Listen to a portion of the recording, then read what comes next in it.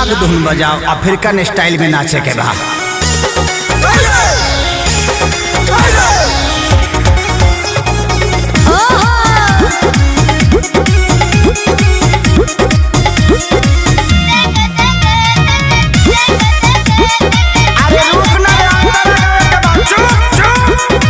मौजी रूगल बेचो।